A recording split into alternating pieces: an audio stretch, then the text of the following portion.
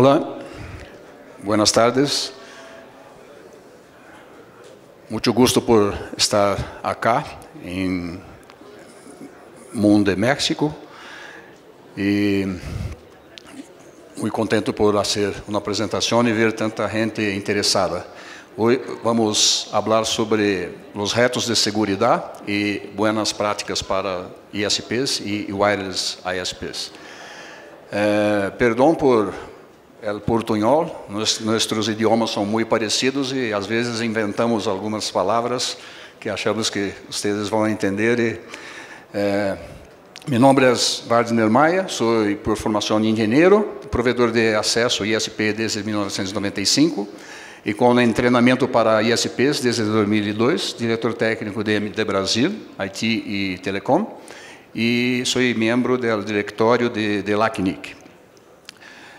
MD Brasil é ISP no interior do estado de São Paulo, Brasil. Temos uma rede própria com fibras ópticas, com mais de 12.000 clientes. Temos também clientes inalâmbricos em menor quantidade.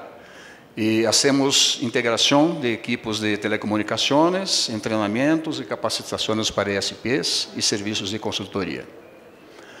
Acá, alguns trabalhos anteriores que apresentamos no mundo da Europa e quase todos relacionados a tema de segurança. Vamos tentar hoje fazer resumo de vários pontos relativos à segurança e muitas vezes vamos citar referências para estas outras apresentações que estão públicas e disponíveis no sítio de LACNIC. Começando por alguns incidentes de segurança recentes contra redes de acesso. Em maio de 2016, as CPEs de Ubiquiti são infectadas.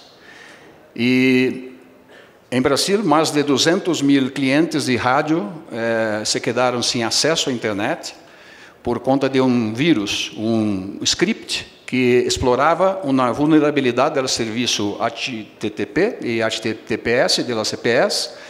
E uma vez que equipo era infectado, passava a procurar em seus vecinos outros equipos igualmente vulneráveis e infectá-los também. E por este comportamento se denominou vírus. Havia muitas variantes deste vírus. A mais comum era a que reseteava o equipo e depois cambiava a contrasenha. E os ISPs perdiam acesso ao equipo e para aceder só localmente tinham que ir às torres e resolver o problema. Muitos clientes chegaram a quedar-se sem acesso à internet por mais de uma semana. Isso, obviamente, não passou só em Brasil, outros países foram igualmente afetados, como podemos ver nas notícias desses periódicos especializados.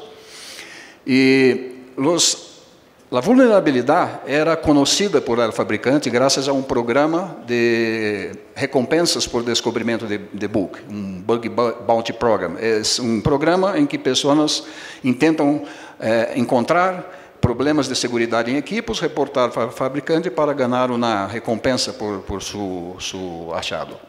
E o fabricante sabia e publicou uma atualização para o módulo de HTTPS, pero não foi suficientemente enfático em comunicar a seus clientes da importância da atualização e por isso muitos não fizeram a atualização e foram infectados. Pero não só pequenos ISPs, também uma grande operadora, Deutsche Telekom, em novembro de 2016, teve suas CPEs infectadas, invadidas, e quase 1 milhão de alemães se quedaram sem acesso à internet graças a esta invasão. E neste caso, foi uma explotação do antigo protocolo TR-064, que é protocolo de manejo de configurações de CPE, que hoje é substituído por TR-069, que de facto Deutsche Telekom utilizava TR-069, pero os routers tinham uma compatibilidade retroativa com o antigo protocolo que teria falhas de segurança, e foram por este puerto que os hackers adentraram e obrigaram a los roteadores a descarregar código malicioso e tomaram conta de todos os routers.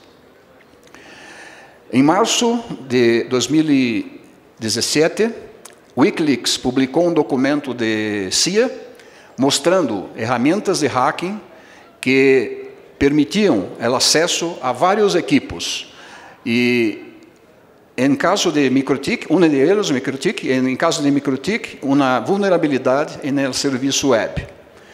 Esta vulnerabilidade foi imediatamente corrigida nas versões 6.37.5, 6.38.5, em 9 de março de 2017.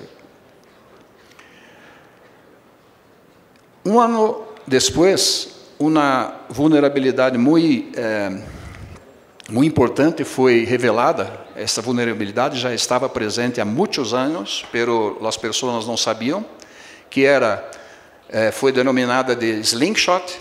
Slingshot, em verdade, era uma vulnerabilidade permitida por Winbox e que infectava as máquinas Windows de los usuários de Winbox. E por este puerto, em todas as versões de Winbox menores que 3, são vulneráveis a este bug, e a máquina pode ser infectada através de barrando DLLs maliciosas de routers igualmente infectados. Uma das conclusões de los pesquisadores é que MikroTik ha sido um vector deste ataque, pero outros fabricantes também podem ter sido utilizados. Em abril de 2018, uma importante também vulnerabilidade de MikroTik, a obtenção de usuários e contrasenhas através de um simples script em Python. Com um simples script em Python, qualquer versão abaixo destas versões acá são vulneráveis a este exploit. Para quem nunca mirou ou pensa que isso é muito difícil de fazer, vou tentar fazer rapidamente uma demonstração de como se faz isso.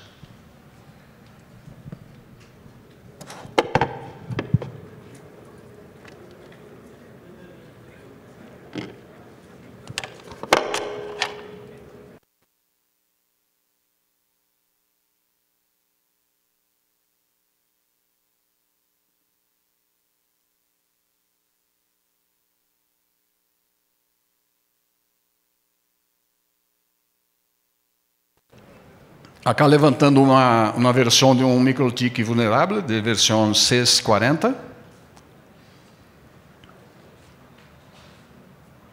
Ok? Vamos acedê-lo.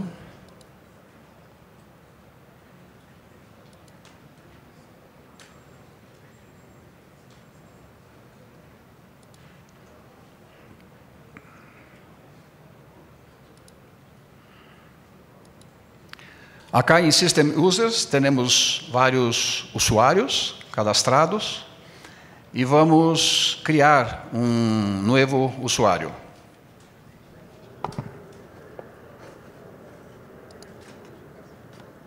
Vamos definir uma contrasenha difícil.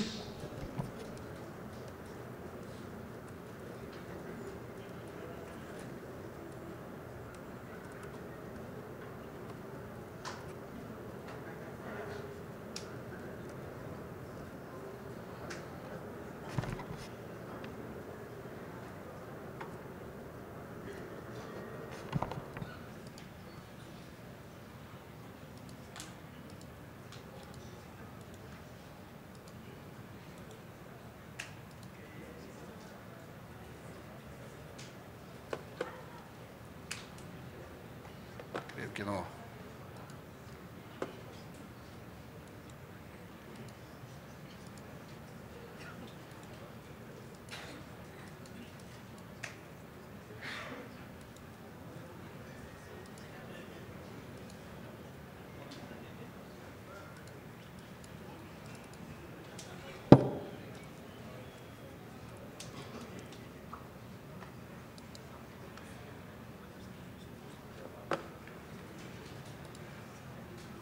E agora vamos correr ao script.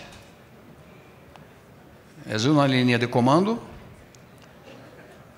E acá houve um problema porque creio que não copiei toda a contrasenha na hora de cadastrar. Pero qualquer senha que, qualquer contrasenha que lo pongo acá, vai ser descoberta por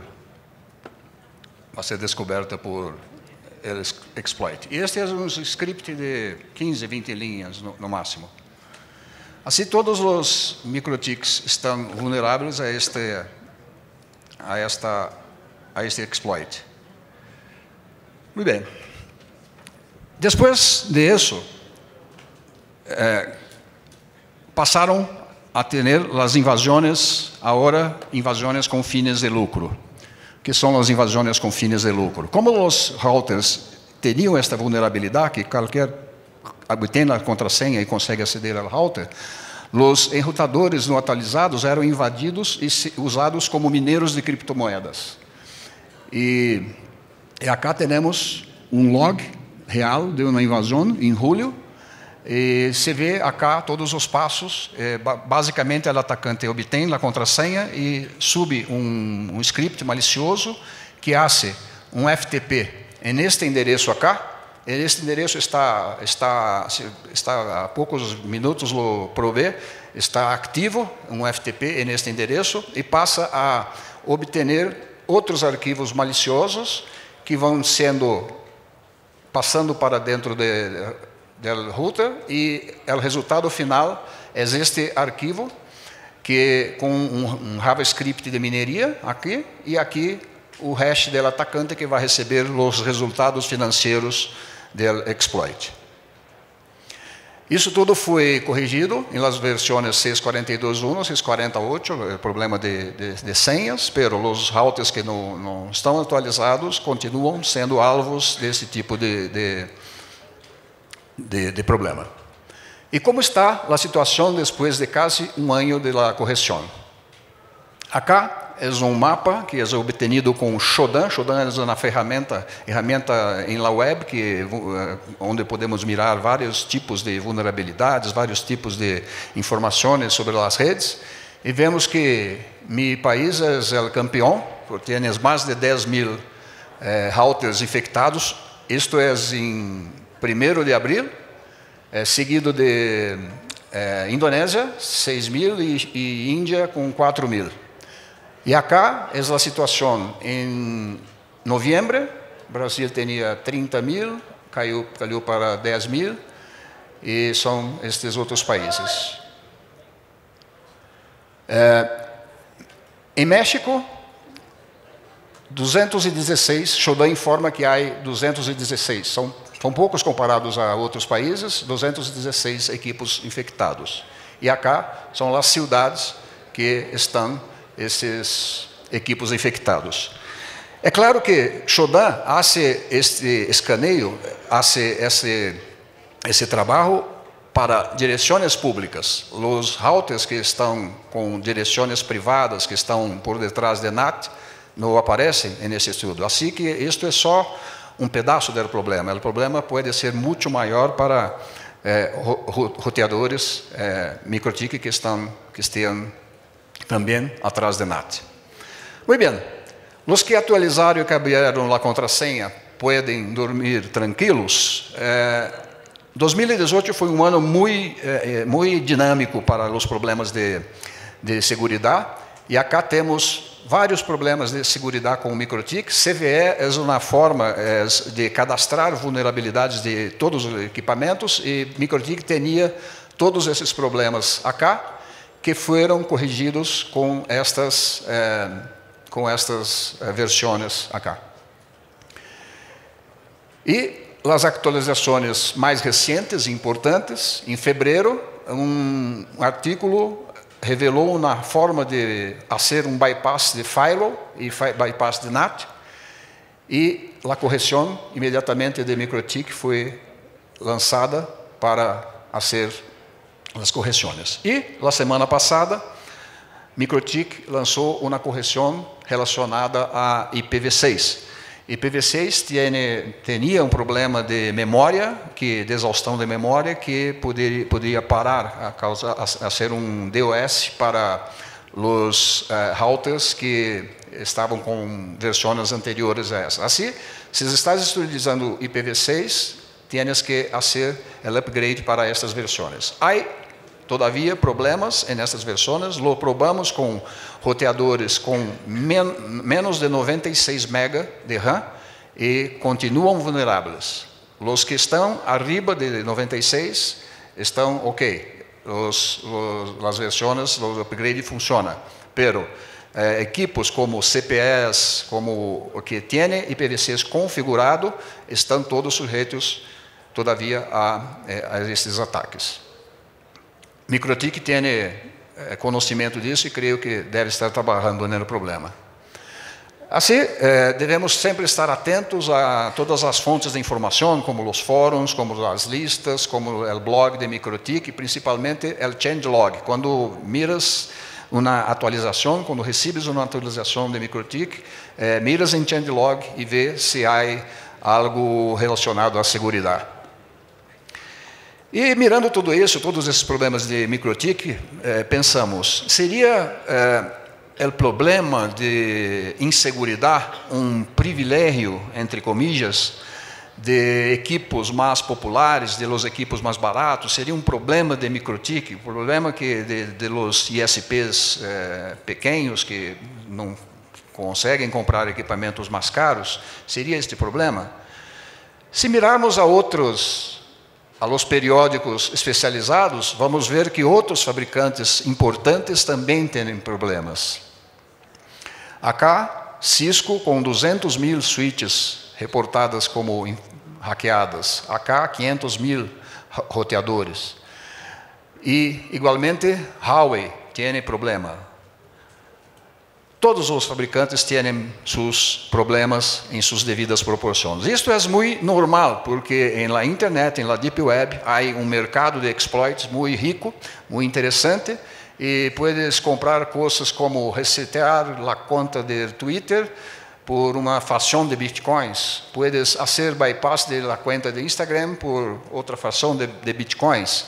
E, igualmente, se pesquisas por vendors, por fabricantes de equipos, temos aqui Huawei, Cisco e MikroTik. Todos os exploits podem ser uns comprados e uns são gratuitos. Muito bem, voltando ao problema específico da invasão das Ubiquiti, da invasão dos MikroTiks que não estavam atualizadas. Temos 3 grupos de ISPs. Os ISPs que tinham hecho as configurações, que tinham hecho as atualizações, estes estão ok, excelentes, fizeram o que tinha que ser feito, pero há outros grupos que não foram afetados, mesmo com versões antigas, mesmo não havendo tempo para fazer as atualizações em tempo, não foram afetados. E uns foram afetados. Por quê? Seria um tema de suerte ou de trabalho, de competência? O que difere estes grupos são as boas práticas de segurança, porque não podemos pensar que um equipo vai ter um firmware que é totalmente seguro, e assim temos que ter outras maneiras de assegurar a segurança. Por exemplo, fazendo um controle muito forte de quem pode acessar o router, o que pode fazer. E aqui vou falar de uma RFC, de ETF, que é a 3514, que se propõe a ser uma solução definitiva para todos os problemas de insegurança. E o que é a RFC? É a RFC do Evil Bit, do bit do mal. E o que é isso? Acá, no encabeçado IP, temos um espaço reservado para as flags, e solamente 2 flags são utilizadas. No fragmentar e mais fragmentos seguem. E uma das flags está reservada. E a proposta da RFC é fazer essa flag o bit de segurança, o bit do mal. E assim, todos os atacantes devem fazer o bit de mal 1. E todos os outros, os atacados, devem setear em seus firewalls para examinar o encabeçado de paquete e se o bit del mal é 1, descartar o paquete. Muito simples, né? Todos os problemas de segurança da internet estão resolvidos. Obviamente, isto é uma broma, é uma RFC real.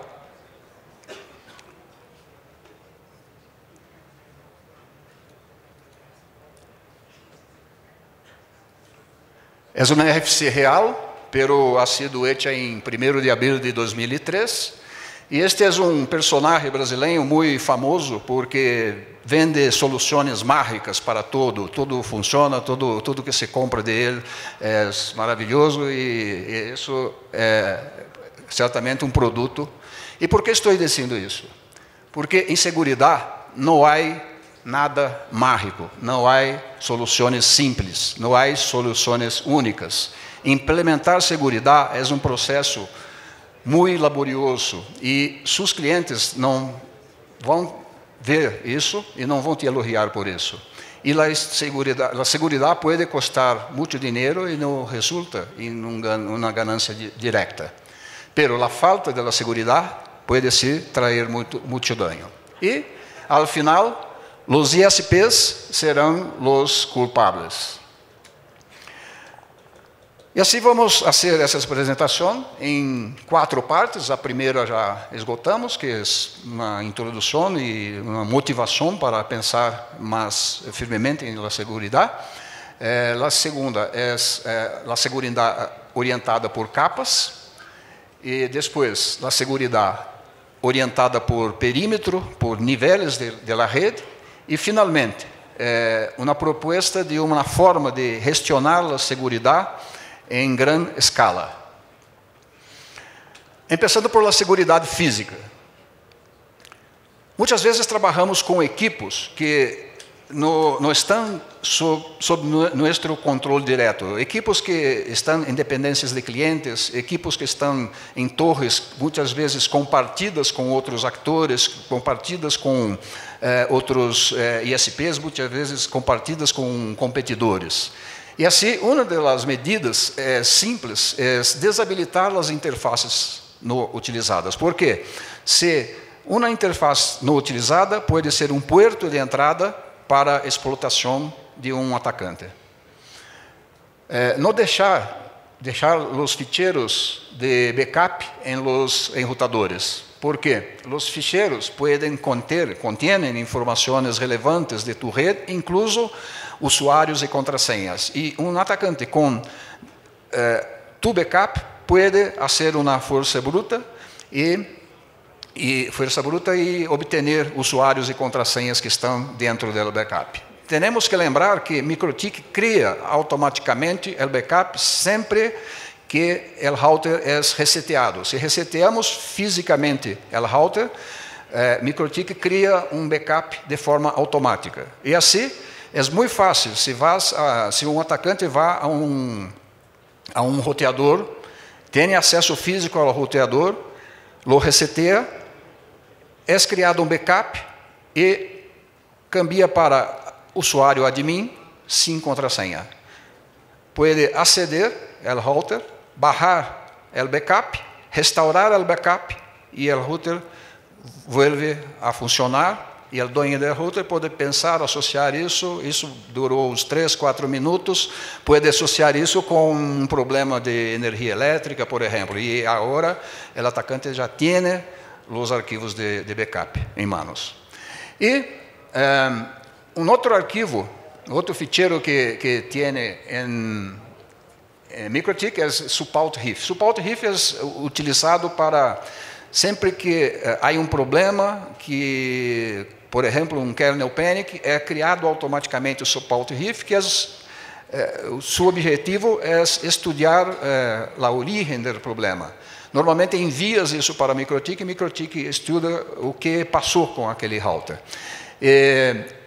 E normalmente podemos criar esses arquivos, eles são criados automaticamente. E como mitigar esses problemas? Como não ter o ponto backup e ponto RIF e os enrutadores?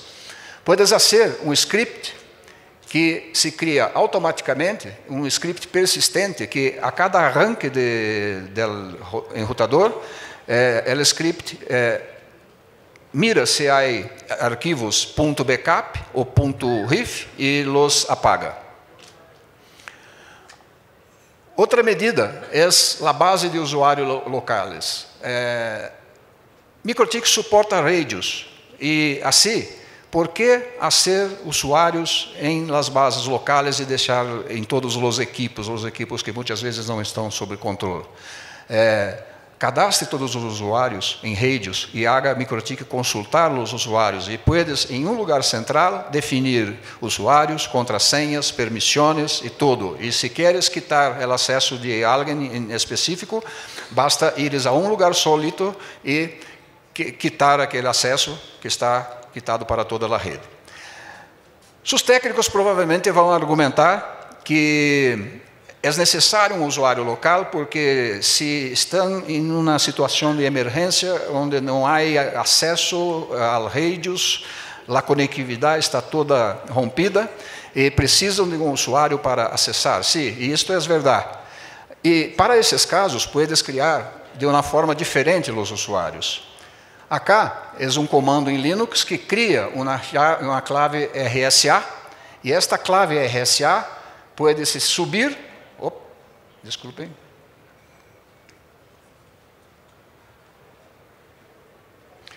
Esta clave RSA se põe por FTP no router e depois se cria um usuário vinculado a esta clave. E assim, só pode aceder com esta usuário e contrasenha os técnicos que tenham a clave instalada em suas máquinas. LCD. Se realmente necessitas LCD ativo, assegura-se que está em modo de solo leitura. Em contrário, o PIN 1234 será solicitado e um atacante pode fazer coisas como añadir um IP, fazer um reboot e hasta resetear o enrutador. Protect Bootloader. Protect Bootloader são alguns equipos que suportam Protect Bootloader, que é uma feature para impedir que o router seja posto em modo de boot por la Ethernet. Como sabéis, se entras a uma router boot por la puerta serial, puedes acionar qualquer tecla de teclado e vas cair em um menu que puedes mudar o comportamento do roteador haciendo botar por la Ethernet. E se lo haces botar por la Ethernet, puedes montar uma máquina Linux, puedes montar este volume e também aceder às informações do router. Com Protect Bootloader, puedes instalar um paquete especial para MikroTik que desabilita a possibilidade de fazer isso. Sobre segurança em la capa 2. MikroTik tem muitas ferramentas interessantes que tornam a gerência muito fácil, como o Mac Server, puedes entrar por Mac Telnet, MNDP, puedes descobrir os vecinos. MikroTik são ferramentas muito interessantes para a administração da rede, pero são ferramentas que também abrem puertos de explotação. Assim, desabilite Mac Server e desabilite MNDP em las interfaces que não estão sob tu direto controle, onde em segmentos da rede que pueda haver explotação. Sobre segurança inalámbrica, o isolamento de clientes inalámbricos. O default de MikroTik é fazer o forwarding de paquetes entre os clientes que estão conectados em la mesma tarjeta inalámbrica. E para hacer que isso não suceda, tienes que desabilitar de full forward. E se neste equipo há outras interfaces inalámbricas ou internet onde há clientes, há o recurso de filtros de bridge para fazer com que um cliente não tenha acesso a outro cliente. E puedes fazê-lo em los filtros de bridge ou puedes fazê-lo diretamente em los puertos de la bridge com a feature Horizon. Sobre cifrado inalâmbrico, utilize os métodos de criptografia corporativos provistos por RouterOS. Muita gente pensa que PPoE, que solamente PPoE é um tipo de segurança, e não é. PPoE não provê segurança. PPoE não ha sido inventado para isso e não provê, e torna muito fácil na explotação de uma rede que não tem criptografia, não tem cifrado inalâmbrico. Acá é uma feature muito interessante de MikroTik, é uma feature proprietária que é para evitar os ataques de autenticação. Me explico. Quando é uma falha no de MikroTik, pero é um comportamento de Wi-Fi, de tecnologia Wi-Fi. Os frames de controle não têm uma autenticidade, não é necessário autenticá-los. Assim, a AP, por exemplo, recebe frames de controle para fazer certas funções, como desautenticar os clientes, e o único que vem é o MAC do cliente autenticado. Pero puedes fabricar esses paquetes. Há ferramentas muito simples para serem implementadas que aplicam paquetes de autenticação, e assim puedes fazer um ataque a um cliente específico, a um grupo de clientes ou a todos os clientes com esses frames de autenticação. MikroTik tem esta feature proprietária, que é esta clave aqui, que se configura, e isto pode ser hecho para, obviamente, é proprietário MikroTik, os clientes e os APs têm que ser MikroTik. E pode ser em modo misto também, com o modo não requerido, pero opcional, e assim os clientes MikroTik estarão protegidos e os outros clientes não. Na capa 2 há muitos problemas de segurança e depende da topologia, dos recursos utilizados. Há vários tipos de ataques que se pode fazer na capa 2, e para um trabalho mais detalhado disso, podemos aceder a este trabalho aqui, está em espanhol, foi apresentado em Mundo de Buenos Aires em 2009, com os tipos de ataques e as técnicas de mitigação. Sobre segurança de serviços, se miramos ao resultado de Nmap, quando em um router que tenha recém-instalado, que não tenha nenhuma configuração, por defeito temos estes puertos abertos. E se miramos também em um router recém-instalado com o aplicativo OpenVAS, que é um software para descoberta de vulnerabilidades conhecidas, vamos ver que temos 2 vulnerabilidades de severidade baixa e de severidade média, que é SSH Weak Encryption. Assim, com relação a serviços, temos que, em IP Service, desabilitar todos os serviços innecessários. E, para os serviços que queremos manter, por exemplo, SSH e Winbox, vamos, ao menos, cambiar o puerto por defeito, porque os atacantes procuram por la puerta por defeito.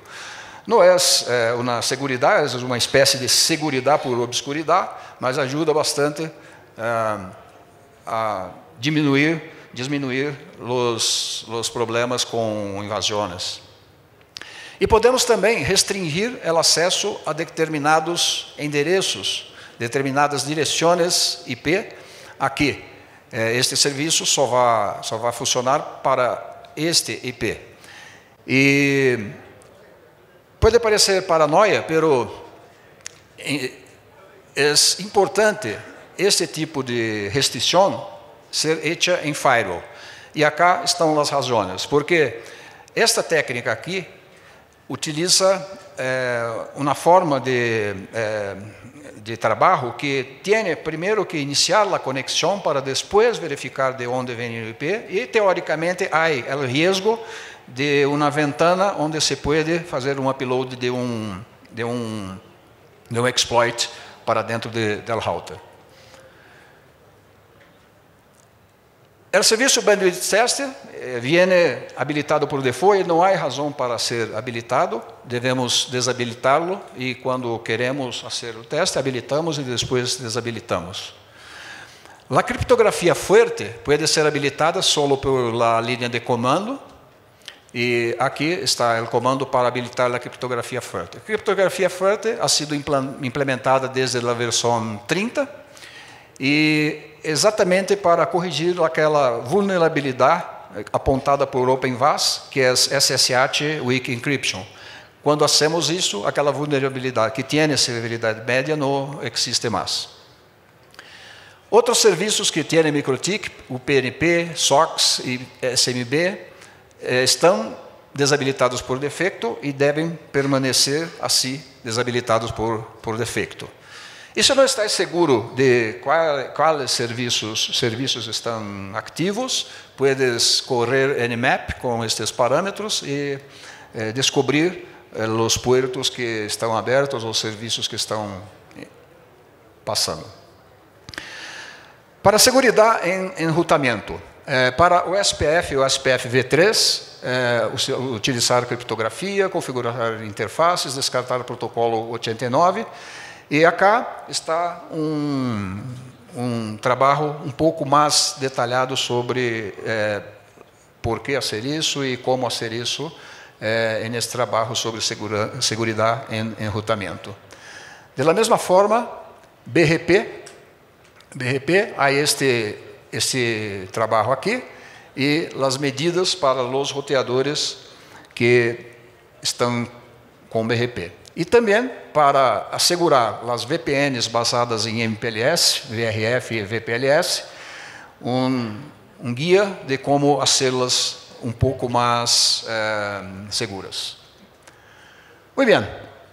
Agora vamos continuar em tema de segurança, pero com enfoque em perímetro, em aonde vamos aplicar as devidas medidas. E vamos dividir nossa rede por la camada de borde de área, o nível de borde de área, o perímetro de trânsito e o perímetro de acesso.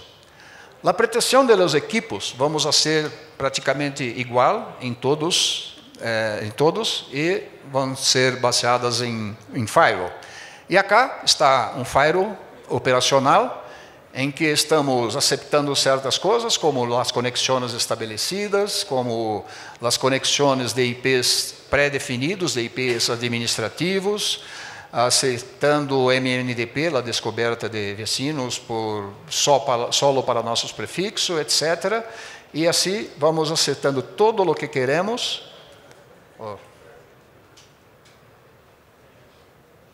Não sei o que passa.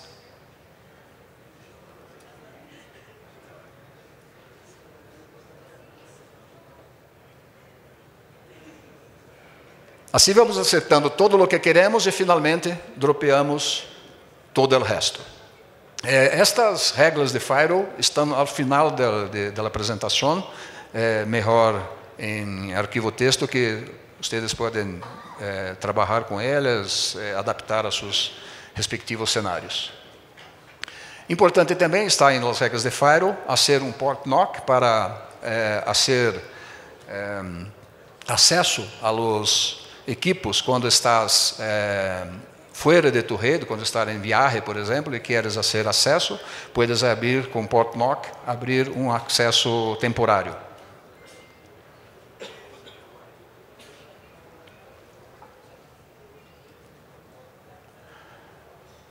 Muito bem, em borda de área vamos fazer também o black hole de direções bogons. O que são direções bogons? Direções bogons são direções IP que não estão alocadas por por serviço. Não são direções privadas, não são direções reservadas, são direções que um dia vão ser alocadas para serviço. São as direções que estão no estoque de los rios, que estão no estoque de LACNIC, de AFRINIC, etc. E são informações públicas, assim os atacantes la têm também, e podem nascer ataques basados na publicação desse tipo de direção IP. E como hacemos para bloquear isso? Como hacemos para saber isso? Podemos ter acesso à mesma informação, mas podemos fazer de uma forma muito fácil. Esta é uma companhia norte-americana que tem vários produtos de segurança, alguns pagos, e este é um serviço gratuito que pode solicitas um acesso à lista de bogons e haces com eles uma sessão BRP e vão te enviar por esta sessão BRP os prefijos bogons marcados com uma community que tem este número aqui. E assim vas aceitar esses prefijos e vas poner em black hole em tus routers de bordo. Assim, qualquer comunicação que venga oriunda destes IPs não vai ter resposta, porque quando está em tu tabla de ruteo em black hole, o router descarta o paquete. Sobre proteção de DDoS. Não há muitas ferramentas próprias de MikroTik para fazer a proteção de DDoS. O que vou mencionar aqui são apenas algumas pequenas coisas que é bueno saber. Uma delas é que o route cache se pode considerar desabilitar se estamos sob ataque e a carga à CPU está muito forte que não conseguimos nem acesso à la caja. E assim, route cache é uma feature para melhorar a performance do roteador, não deve ser desabilitada, pero nestes casos pode ser um recurso para retomar o acesso do roteador. TCP sem cookies é um recurso para um caso específico de um ataque basado em SymFlood. O que temos preparados de recursos para mitigação de DDoS é utilizando algumas ferramentas open source, que é FastNetMon e XBRP. E acá estão dois enlaces para as implementações utilizando estas ferramentas. Como funciona? FastNetMon é um open source que recebe as informações de fluxo, de traffic flow, e XBRP tem sessões IBRP com os routers de bordo. E o que passa é que quando FastNetMon detecta um ataque, informa XBRP, quer dizer, um daemon BRP, que hace os anúncios IBRP para os routers de bordo, que, por sua vez, vão acionar um esquema de mitigação. Que esquema é esse? Pode ser vários tipos de esquema. Depende dos recursos que o ESP tem. Então, as possíveis técnicas de mitigação. Uma delas é quando o provedor de trânsito tem uma política de community para black hole. Assim, quando o ISP está sofrendo um ataque, anuncia o IP atacado para o upstream e ele põe em black hole e cessa o ataque. É claro que o IP anunciado vai parar de funcionar, não vai funcionar mais. Pero o serviço como um todo, em caso de um ataque volumétrico, se queda normal e não prejudica outros clientes. Outra técnica é quando contratamos um provedor de solução de mitigação. E, nesse caso, quando estamos sob ataque, anunciamos o /24 para o provedor de solução de mitigação, que o anuncia para a internet e passa a receber o tráfego direcionado a este /24 e lo filtra, porque este provedor de serviço de mitigação é um provedor que tem um grande ancho de banda, que tem muitos equipos e pode fazer o filtrado do tráfego malo devolvendo al ESP o tráfego bueno.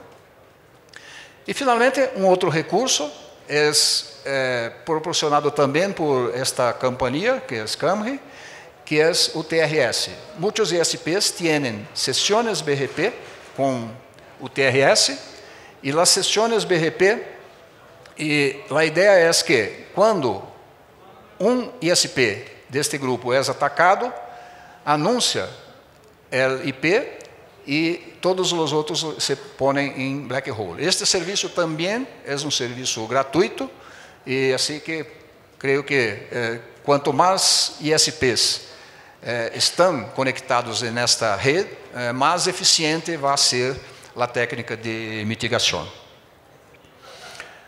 Sobre black hole de malwares, há os malwares conhecidos como SSDP, como NetBIOS, etc. E os malwares conhecidos podemos fazer analistas e simplesmente dropear em los firewalls ou pôr em black hole. E também podemos construir uma própria lista de malwares. Como? Há muitos repositórios na internet com os malwares conhecidos. E há script em Python que faz a busca em todos esses repositórios de malwares e compila as informações em uma informação sola e que tem todos os IPs que têm problemas de malware e puedes fazer uma injeção de la coleta dessas informações em route server com XBRP e também puedes coletar suas próprias informações de malwares com os logs de IPs que puedan estar atacando a tus concentradores, por exemplo. Puedes mandar para syslog, ter processamento acá de script e também alimentar XBRP. XBRP é excelente software para manejar anúncios BGP e é SDN, não é router BGP, pero software que imita o comportamento, recebe as rutas, publica as rutas de BGP. E se queres obter este tipo de informação de forma automática, nossa companhia está começando trabalho. Puedes escrever e-mail para isto, que podemos conversar sobre ativar uma sessão BGP e da mesma forma que a companhia norte-americana, podemos passar para vocês os IPs de malware que poderão ter tratamento em sua rede. Isto, muitas vezes, significa economia de ancho de banda, porque se dropeas o tráfego malo, muitas vezes consegue economizar 10, 20% de ancho de banda total. Finalmente, em borda de área, os filtros de boas práticas de BGP, que estão acá e estão mais detalhados aqui, por um tema de tempo, não vou detalhar muito. E, finalmente, na camada de acesso, o BCP38. O que é o BCP38? É nada mais que evitar que seus clientes hagam spoofing de IP, ou seja, que saiam com IP de origem diferente dos IPs que de tu ISP. E não protege sua rede, pero evita que seus clientes hagam spoof ou façam parte de ataques. Pode ser implementado através de regras de firewall e também podem ser implementadas através de URPF, que é recurso que MikroTik suporta. Puedes habilitá-lo em modo strict ou em modo loose. Em modo strict, o paquete é enviado solo se a interface que recebe o paquete tem uma ruta inversa para o IP de origem do paquete. Em modo loose, o paquete é enviado se o router tem alguma rota inversa em qualquer interface para devolver o paquete.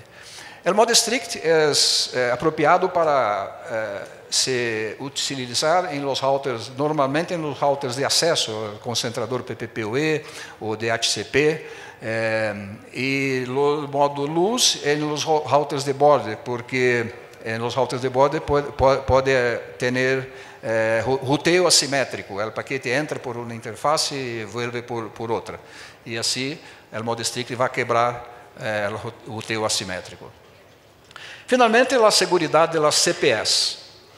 A segurança das CPEs são parecidas com a segurança dos outros equipos. Temos que proteger para o acesso, para IPs administrativos, e podemos dropear, podemos duplicar as regras de dropeio de malwares, por exemplo, em os firewalls de las CPEs, las CPEs IPv4.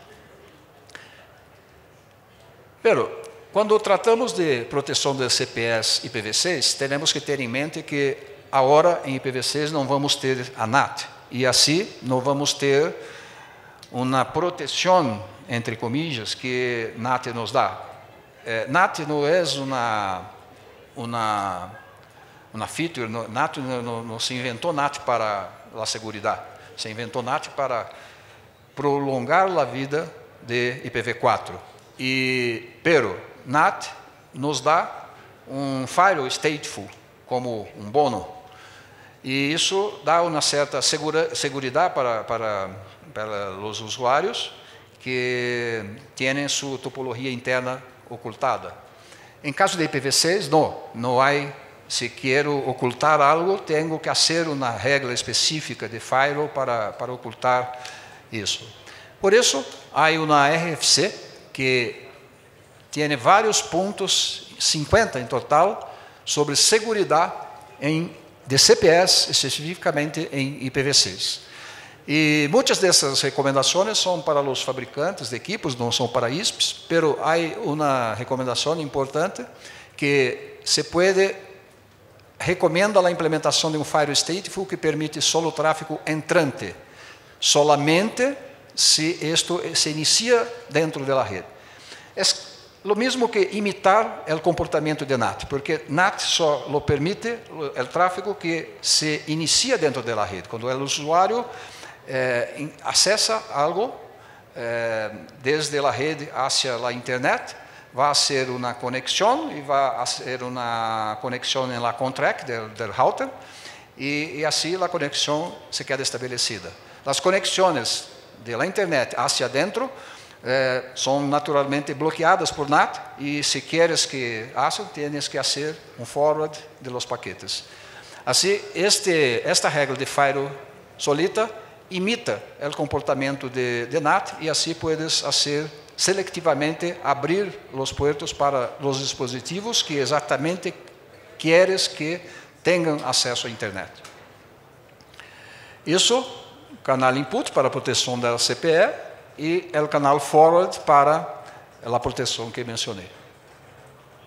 Muito bem, chegamos ao final. Quase, depois que trabalhamos em tudo isso e temos a segurança, temos as medidas de segurança todas hechas em todos os equipos, todos atualizados, as implementações estão probadas e aprovadas, podemos relaxar. O problema é que os problemas em uma rede acontecem a todo tempo, porque muitas vezes se substitui um equipamento em campo e os técnicos se olvidam de fazer as configurações apropriadas. Muitas vezes os técnicos cambiam alguma configuração para provar algo, se olvidam de deshacer. Um cliente muito esperto pode ter a senha da CPE e cambiar certas coisas e abrir brechas de segurança. E assim que estamos em uma dinâmica muito forte de se hacemos todo isso este mês, provavelmente daqui a 6, 7 meses vai estar tudo malo novamente. Assim, é muito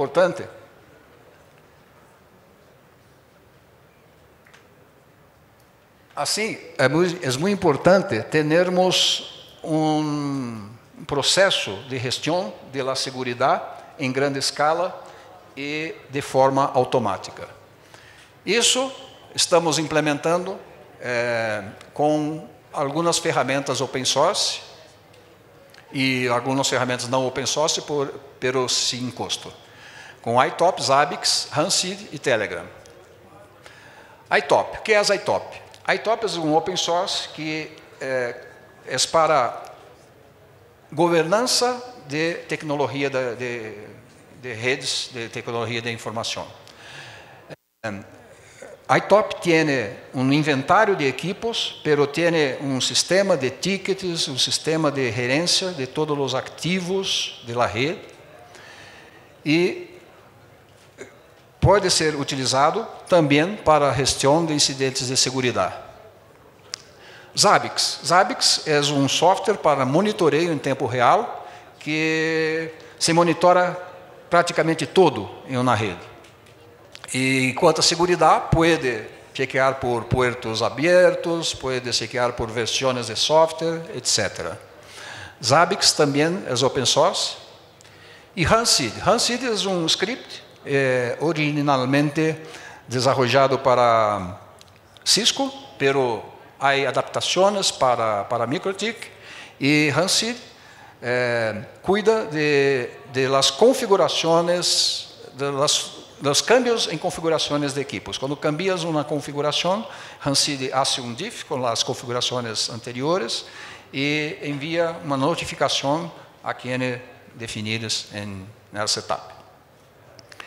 Y Telegram, todos creo que lo conocen, es una aplicación de comunicación que vamos a utilizar para comunicar los técnicos.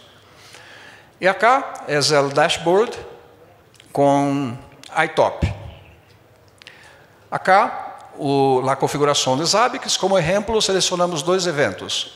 Firmware Upgrade, que definimos como severidade alta, e equipo com user admin sem contrassenha, severidade desastre. Como passa isso? Zabbix hace regularmente a procura por los eventos que definimos acá, e quando encontra, pode simplesmente notificar, pero pode também tomar alguma ação. Como, por exemplo, acá, usuário admin sem contrassenha foi encontrado em este router e automaticamente Zabbix já criou uma senha aleatória e já cadastrou e já notificou. Zabbix se comunica com o ITOP e registra um evento notificando o back-office e se genera um ticket de serviço. O back-office encamina o ticket ao técnico apropriado que recebe a notificação via e-mail e Telegram e tem um tempo para solucionar o problema. O técnico responsável soluciona, depois que soluciona o problema, informa e cerra o ticket. Algumas ações podem ser realizadas automaticamente, como restabelecer um equipo bloqueado, por exemplo. Acá é uma antena setorial que está apresentando problemas e Zabbix pode fazer o reboot automático via a routerboard 750 UP. E agora o ponto de acesso está ok. É generado um ticket também para que os responsáveis tomem conhecimento. É importante mencionar que tudo é feito solamente em ITOP, não é feito em los módulos separados, é feito em ITOP.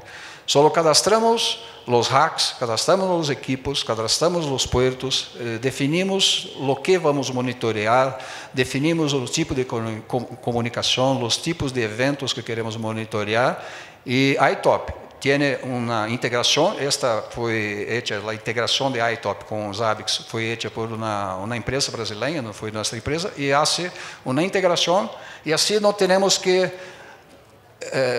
manipular nada em Zabbix, e assim não há retrabalho, não há problemas com erros humanos de duplicação de informações. E assim teremos a gerência de segurança resuelta. Bem, simplesmente para cerrar, vou tentar uma pequenita demonstração aqui de como funciona algo. Isto normalmente não está disponível em todos os IPs, pero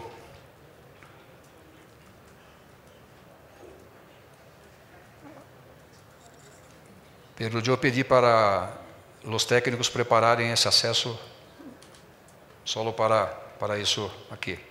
Acá podemos, é bot que está interagindo com Zabbix, e acá podemos fazer acesso, por exemplo, para ver o que está consumindo o Google Cache.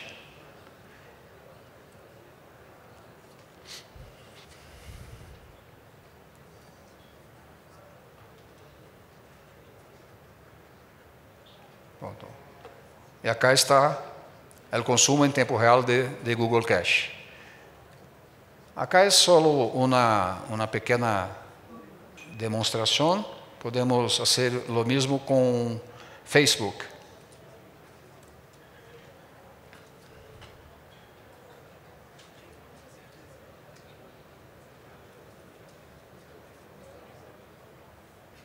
Isso é o gráfico de Facebook.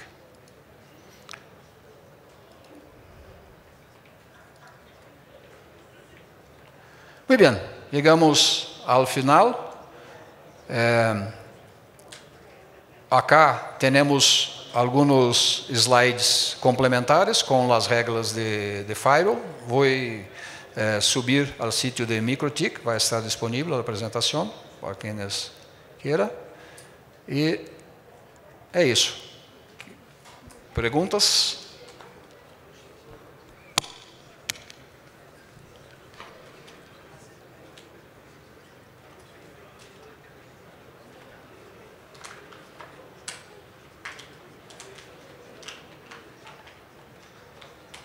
Nenhuma?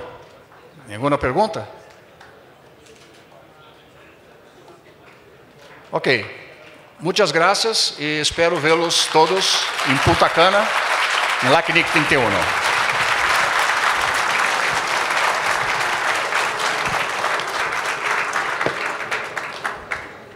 Hay perguntas?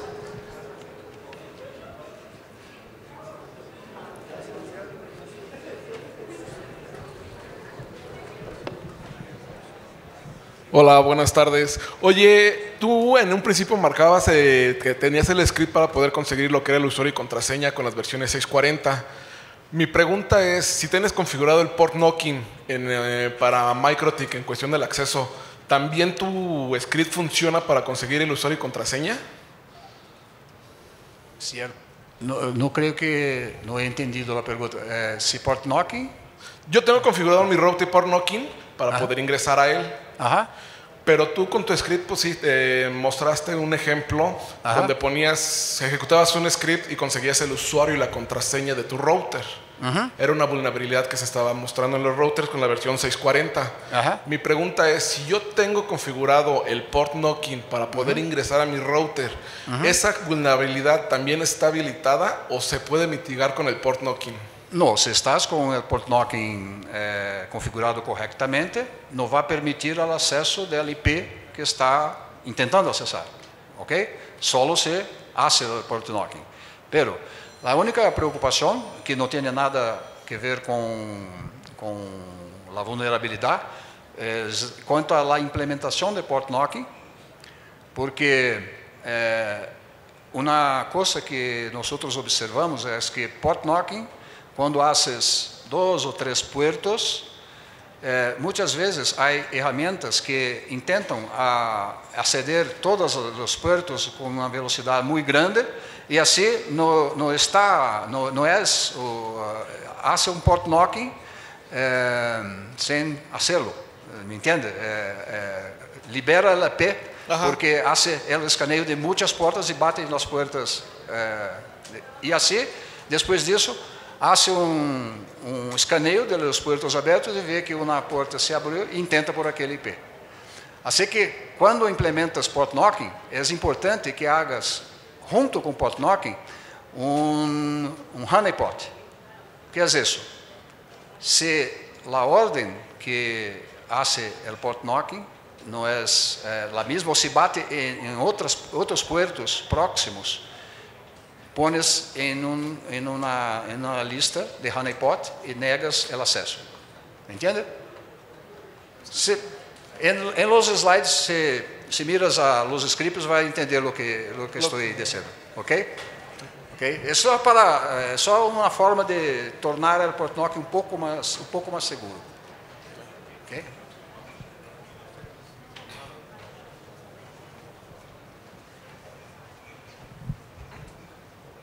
Sí, ¿hay más preguntas?